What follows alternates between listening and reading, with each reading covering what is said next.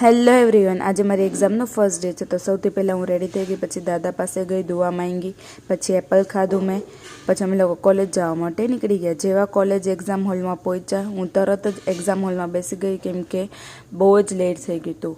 પછી હું એક્ઝામ દઈને નીકળી એટલે અમે તરત જ મિર્ઝાની કોલેજ જવા માટે નીકળી ગયા, કેમ કે બહુ લેટ થઈ ગયું હતું. પછી અમે લોકોને ભૂખ લાગી હતી તો પૌવા ખાધા. પછી અમે લોકો રસ્તામાં જતા હતા તો એક ભાઈ આવી કે સ્ટ્રોબેરી લઈ લે, તો અમે લોકોએ સ્ટ્રોબેરી લીધી એના પાસેથી. પછી અમે લોકો ત્યાં જઈને ખમણ ખાધા. ખમણ ખાઈને પછી હું સૂઈ ગઈ.